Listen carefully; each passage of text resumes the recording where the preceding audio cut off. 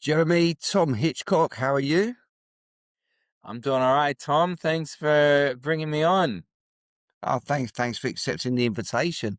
I'm looking forward to hearing your story. And apologies about being late. I was my tardiness Today, I don't like being late personally, especially when something's in the calendar. But my apologies about that. But every time I have done that, it's always been a very good episode. No pressure. No, I'm actually feeling the pressure. You wouldn't believe it. It's just honestly just a conversation. Now, if I remember Yeah, correctly, yeah, yeah. you're overseas in Peru. Is that correct? Yeah, yeah. So, morning for you. So I completely understand. We don't always jump on the calendar right away, but yeah. It's evening for me. Not too late though. Okay, whereabouts are you based in Peru, in Lima, or I'd say it's about 40 minutes away from Lima. I'm really experiencing the authentic Peru in like a real pueblo. I'm pretty sure I'm the only gringo in town. Certainly the only one with red hair. And so yeah, it's been a really interesting experience, that's for sure. I'm just lucky enough to have my wife and her family backing me up when whenever I can't kind of get my point across. But yeah, it's very interesting. Very yeah, interesting. good. So where did you go from to Peru?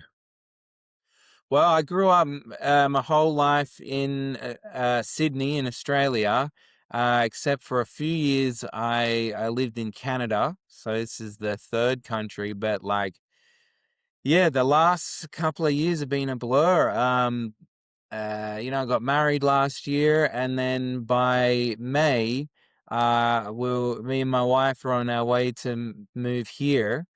And yeah, so been a really interesting experience, both kind of personally and professionally so far, and things are changing every day, all the time. Yeah, So I'm just being nosy more than anything, more than the go conversation here. ahead. So is your wife a Spanish speaker, Peruvian? What's Yeah, well, we met in Australia. She was already pretty good at English. Her English even a couple of years ago was way better than my Spanish. And even now, and yeah, so she was born in Peru, but she spent most of her life in Chile, which okay? I also spent about a month and a half in Chile as well, which is also a beautiful country. Yeah. But I asked away, Tom. No worries. From my understanding, that part of the world, I know out of all the Latin American countries, and they're all different to each other, I believe that Chile has a little bit of a German influence. It has that sort of European influence. So I've read up on it quite a bit, actually. And the Chileans I've Uh-huh. met, they say that they find that quite interesting because they resonate with being German, which is quite peculiar. You're right. Yeah, Yeah. I don't think I read anything about that, but yeah, come to think of it, I there was a lot of German there. There was a lot of German restaurants and bakeries.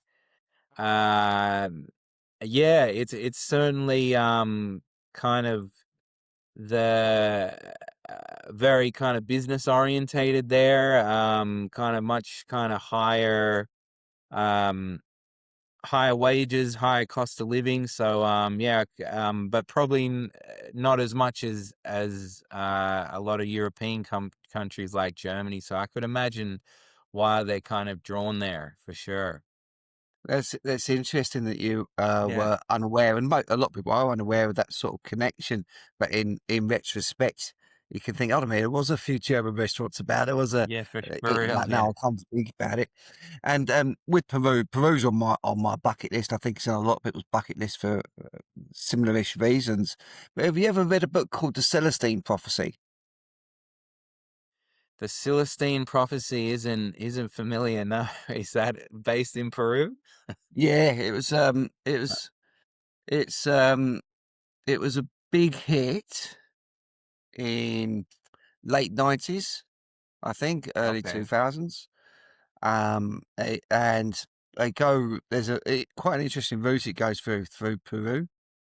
Um, whether you run with its narrative or not is immaterial. But I think if I were in Peru, I'd probably read it again and just see how close I am to these locations and what have you, and to the steps, because it talks a lot about being in the hills and how it makes you feel and what have you. But obviously you've come up into the Pueblos, so you're starting to um, enjoy real Peru rather than the metropole, if you like.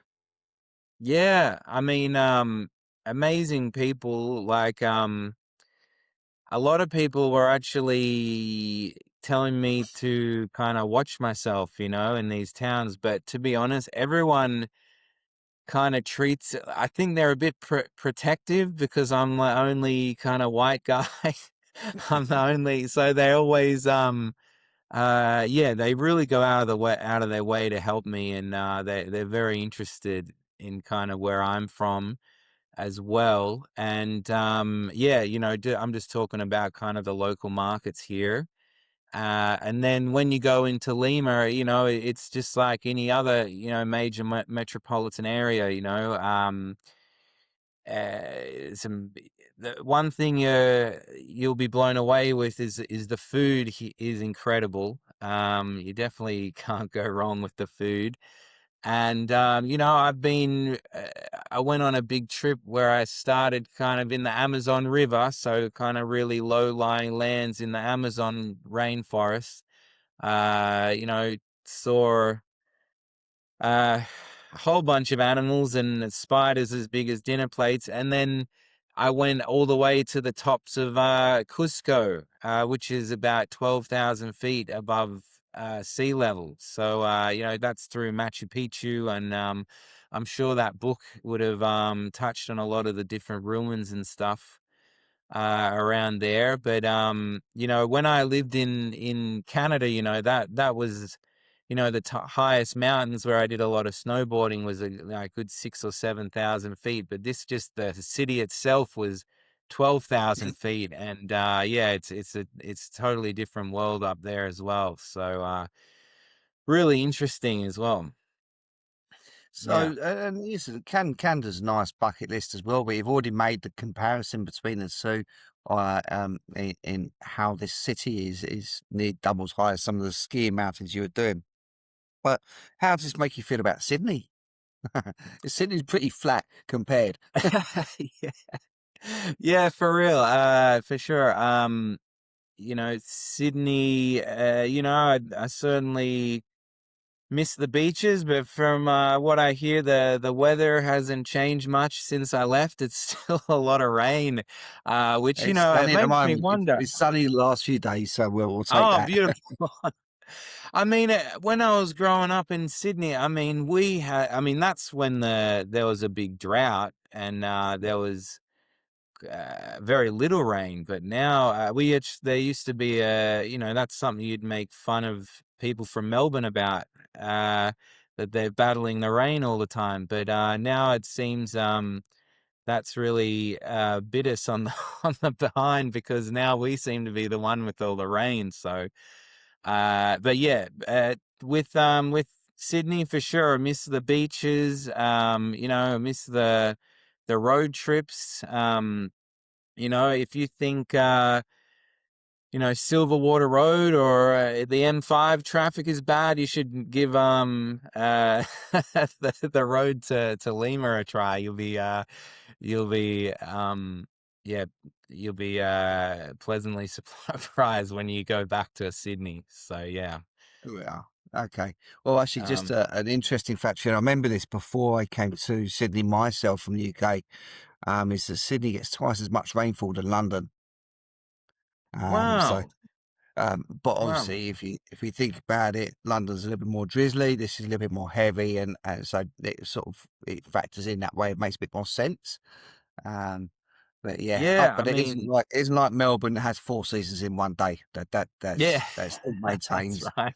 You know, Totally. it's Yeah, like I said, things have changed. I remember as a kid, Sydney was just in a huge drought for a good 10, 15 years. But, at least the farmers are probably happy, and at least they're benefiting. So yeah. Um, Okay. So yeah. you've ended up in Peru. You got your family there. That's where they're from. Learn language. You're being a gringo. It's the home of the potato, as we know. Ah, Um, yeah. but aside from your wife, what brought you to Peru? What's your sort of vocation there?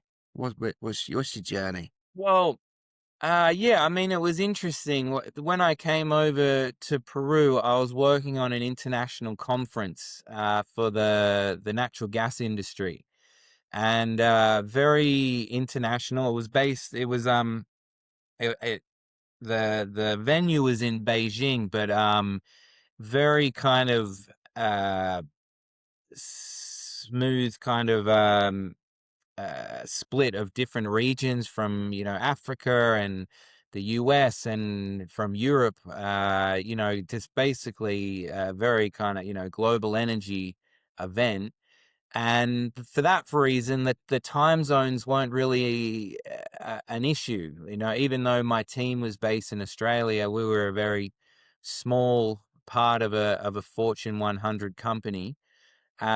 So yeah, it worked really well. I was kind of working, getting a lot of stuff done while they were off outside of office hours. So that means that, that's one of a really good benefit of, when you have remote workers offshore, that your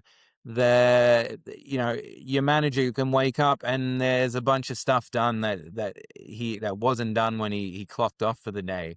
So that was working really well, and then the event happened, and because it was an event that just happened once every 3 years, my contract ended, and I'm not ready. I'm not ready to come back to Sydney yet. And I very quickly learned, generally I didn't have much trouble kind of finding employment, but it's a different ball game when you're so far away from Australia. I tried, your normal kind of job search routes through Canada as well. But it's in these moments when, your average things aren't working for you, that it forces you to be a bit more innovative and think outside the box. So it did definitely push me to build a few things, which I'm in really kind of early stages now. One of the first things I did was finish off a book, which one of your videos that you narrated really spoke with me on that.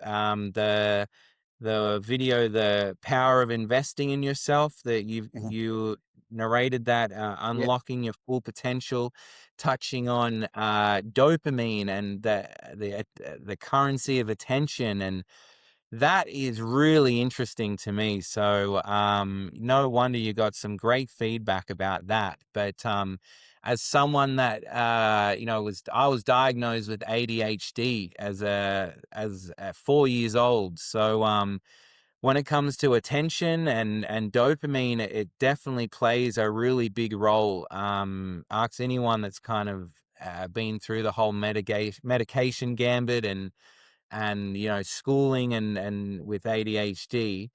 uh it's really now that I think that kind of knowledge is becoming more mainstream, and so I really did a deep dive. I reached out to psychologists and neuroscientists for just some input into the book, and even just kind of text that they could direct me towards to do some good research. But I built a book called the Dopamine Chasers Playbook, because I definitely realized, through some kind of introspection, that part maybe, but that I've had time to do because I'm outside of your average routine. That Yeah, I'm definitely a dopamine chaser, and I think the way that we're trained with our smartphones and devices, and even products like junk food that are specifically engineered to have a certain taste and texture and carbs and fat content that kind of light up our dopamine receptors and other things that are in our body that our body is designed to seek no matter what, because it's ingrained in us from ancient times. So um, the dopamine really and the devices we use really reach back to our need for connection and community. And then, things, different substances, alcohol, tobacco, and other substances and junk food, our body is still um, reacting as if, we have to store these carbs and fats and sugars for a big famine or something, So these are things that we don't feel full, we don't say, well, I've had enough dopamine today and I might just have a lie down or like do some, you know, deep work, we're all kind of trained through the algorithms and these specifically engineered products to want more and more and chase dopamine. And it goes into, I'm by no means a PhD kind of neuroscientist, but I find that the topic really interesting in just a way to understand yourself better. And the book goes into kind of the science behind gratitude, and getting more dopamine out of your day, because like you said, a lot of our day is automated and we are stuck into the routines, which, may not always be avoidable. Everyone should take a break from the routine occasionally, but the good news is that we're not actually getting enough dope. We can extract more dopamine from our everyday routine if we become more present, if we practice gratitude and mindfulness. So that kind of lens of looking at life through trying to balance your brain chemistry, your dopamine, has really helped me stay more focused on things, and ironically helped me finish a book when um yeah, practicing mindfulness, you can watch a movie, but there's people that want to go on these dopamine detoxes, right?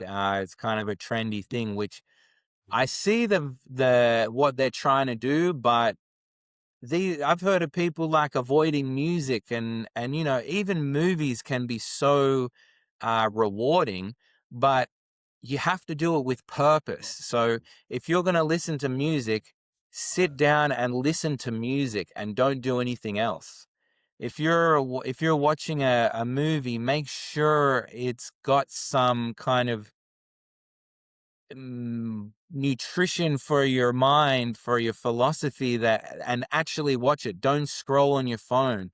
If you're going for a walk out in the sun and getting some of that morning sun, you know, be mindful and listen to the birds, and what can you smell and what can you feel. Don't listen to a podcast chatter away, except for this one maybe. But and if you're listening to a podcast, like, listen to what they're saying. Don't do other things in the background. If you think the podcast is saying something important, you can really be in the moment and pick up things. And again, when you're doing your routines, if you're cooking a meal like we all do, you can extract more dopamine by actually paying attention to the smells and the textures and the sounds. And if I could give one tip for people to just if they make a really nutrient dense meal, just once a week, try to just enjoy the meal with no TV on. And when you take that first bite, close your eyes, and really be in and try and take as much dopamine as you can, because these are things that our grandparents and our great grandparents extracted their joy out of their life, and we can extract just as much joy out of our life. And when we do, we will um, bring our baseline of dopamine needs to a more sustainable level. You'll have less peaks and less troughs that go below your baseline level. And the end result is that you are more focused, you have more joy in your life. And, especially if you have a tinge of the ADHD like myself, that never-ending dopamine cycle, it really makes you it's more difficult to focus on the joys of life and improve personally and professionally. So that kind of mindset really changed it, and that's kind of what the book's about. Thanks for sharing that. There's obviously loads of things there to talk about, as you're well Mhm. aware. I do find it interesting that because you sort of lead into this, the dopamine's the bad guy, okay? Mhm. And it's unfulfilling. So there's always a need for more in our current state if we factor in how society is manufactured, the input of them, if you like. But when you say if we recalibrate our bodies to what they've been designed to do over time, okay, which we're starting to detach ourselves from, then you need less. It's more sustainable, and it actually becomes one of the good guys, and it has its place. Is that fair to say? Yeah, look, I completely agree. It seems like I completely agree. Like, it seems like people are either kind of completely embroiled in the dopamine chase, or they are avoiding it like the plague, which, neither is a good recipe for, contentment in your life. I think if you just focus on one input of dopamine at a time, you'll find that your attention and your capacity for deep work and focus will improve. We do an exercise when we do some of our workshops where it includes mobile phones and the people sitting around you. I won't spoil it 'cause people do book us up for the workshops who watch this. um, but it also talks to the other hormones. Okay, so we start off with the dopamines, then we go to cortisol, okay, and then we go back to uh, what do we call it? I can't put my teeth back in now.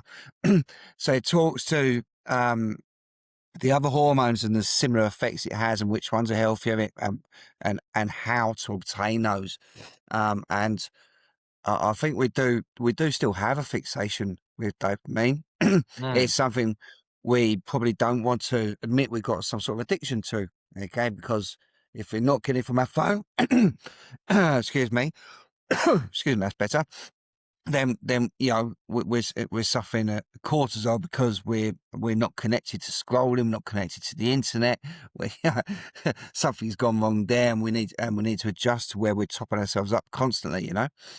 But I'm interested to see your book. I think it's a brilliant thing that you've written.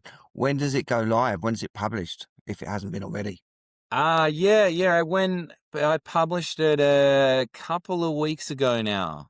So pretty fresh, pretty fresh out of the oven. And I plan to kind of make more digital products through a business that I'm kind of building at the moment, which is kind of three separate uh, ventures that are kind of focused on global offerings. So the digital products are one of them. Probably kind of the flagship offer that I'm really focusing on is something I'm really passionate about, and that's English coaching. So one of the things moving to Peru that was definitely a lot different than Canada is obviously I'm not a native speaker of the language. I thought Duolingo was cutting it, and I thought, hey, I'll pick it up in a few months. I'll get by. It is so much harder than you think. Maybe there's some people that are just naturally gifted and just pick up languages super quick, but for most people, it's not. And that can affect a lot of different facets of your life. And, if there's one thing that I really didn't realize that, non-native English speakers are struggling with probably in a Western country and that I struggled with over here in a South American country is that it's really hard just to back yourself, back yourself up, to defend yourself, to tell somebody when something's not right. So it could be anything from getting something at a restaurant, or, you get delivered the wrong thing, or you get someone's doing a bodgy job on your haircut or something. You can't tell them. Well, you can't tell them that. Hey, wait a minute, like that's not what I want, and then go into detail about how you need this change and that change. And most of the time, if you don't have those communication skills, especially when it comes like professional pursuits, if you can't explain, then you just basically take what you're given, you know. So one of the things I did after my contract is start tutoring English, and I was really became quite passionate when a student with kind of a professional needs, I would really go out of my way to tailor a course for them. And yeah, I found that there's kind of four main needs that people from kind of that might have uh, they either that are non-native English speaking professionals. They're either looking for a global or a remote position that has an English speaking team, or they're immigrating and they're gonna need a job in a Western country. Or if they already have a job, they either have a conference or event preparation. They might be having a speaking opportunity. They might have a global team where, say an HR manager or a general manager of a global team that they have to communicate with English speakers, or they are managing clients or suppliers that are speaking English. And it doesn't even have to be from an English speaking country. If you're someone in Korea and you're working with someone in the Philippines, you're going to probably speak English because you don't understand each other's languages. So it's a global language. And I built these kind of hybrid coaching and English courses that are really designed to be very adaptable to a client's need. So they're under two different programs: a job seeker program where I draw on my recruitment experience. Not as experienced as you, Tom, but what I do have a diverse experience. I do. It's mainly a business development focused recruitment experience, but I have been in a 360 role. Currently, I'm recruiting offshore recruitment from the Philippines, uh, in North America and Australia and New Zealand. And, I've also been a candidate. I've also been a resourcer. And so I want to um, help people that are looking for these jobs by helping them see how a recruiter perceives their applications or perceives their profile. And share a few tips. Maybe something like simple as a Boolean search might unlock something for them. And in fact, one of the students I did have, he was absolutely blown away by a simple Boolean search. He was a sustainability student, is training to be a sustainability consultant, doing his master's. And you search sustainability consultant, everything under the sun, from waste disposal to telemarketers and everything. But I showed him the Boolean searches, and then the company popped up that he is actually working on in his master's degree, and Mm. something that simple blew him away. So that's the kind of aha moments that I'm trying to get at by opening, helping people communicate better. A lot of people out there are putting off opportunities in front of them. They might be uh, English speaking clients and suppliers that they don't want to take the meeting because it's hard. People tend to stay in their comfort zone, and I want to give them the tools to be able to take these global opportunities through learning better English communication skills. So that's probably the flagship. You've got the publishing, which is also a global offering just by the nature of it. And then I also help businesses in global ways through offshore recruitment and lead generation.